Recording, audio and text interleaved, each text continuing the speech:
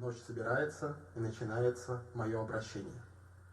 Братья Саасы, наступает светлый праздник Ннонгагог, традиционно отмечаемый с родными и близкими.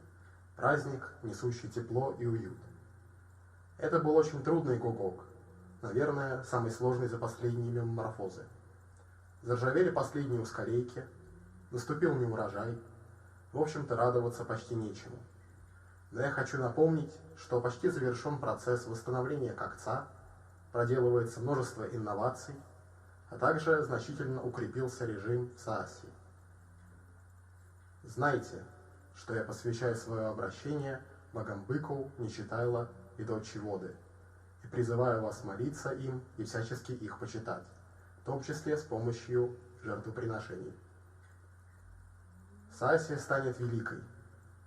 Да, меня часто спрашивают, когда они красители, когда дебаты. Но я скажу вам, Саасия будет великой, поэтому это не важно.